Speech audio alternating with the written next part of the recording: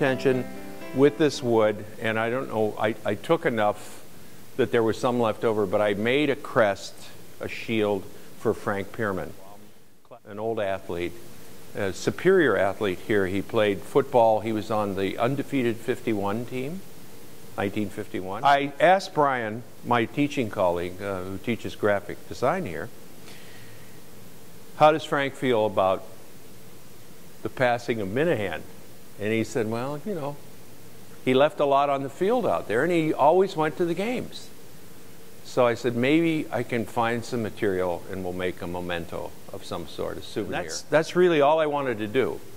But then, as I was working on it, I thought, well, I have all this lumber here. Why don't we make some more? There might be some other people that would be interested in it. So I went back that afternoon, and the workers had left, and it was still daylight, but the goalposts were laying face down on the field, and it was almost like De Chirico painting something metaphysical and so sad, you know, so barren. And where all this excitement had been before, it was poetic for me, you know, melancholy. So I thought, boy, you know, what's happened here? It's like when I've been in Rome or Greece or any place where something's happened and it's over. So that was a big part of this for me, you know. That's the spirit of this behind the work. The use, the wear, not only human but environmental, you know, the atmosphere, the weather, the winter. In some cases, some of these boards are so old, there's at least 8 or 9 layers of paint on them. These are the seating boards, yes. There were metal frames that came up from the metal steps, and they suspended these. They kind of cantilevered out from the frame. Yeah, they were just piled there with a front-end loader, you know, a payloader, and it looked like a pyre. They used to have fires here at homecoming, big bonfires. It would have been perfect.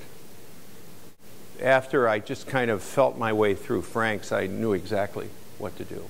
You know, this is like a child playing with puzzles, little pieces that are left. And of course, many artists, I remember a famous quote from Hans Hofmann, who said, you know, I'm 85 years old now and I'm still painting, but I've worked all my life to get back to the point where I was 5 years old. To have that sense of vision and play. That seems oftentimes, I think, in our culture, frivolous and not important, but it is.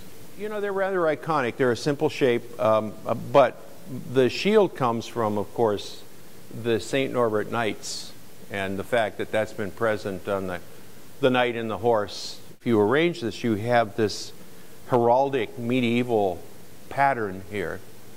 Chevrons are really the precursors to sergeant stripes. It's been military for quite some time, knighthood. And, you know, you turn them up this way and put them on your sleeve. You've got it. The Brits, I believe, wear theirs inverted like this. There's a Latin word that is a precursor to chevron, which is French, that talks about a goat's head. And the goat has the horns up like this, which were configured like this. So, interesting.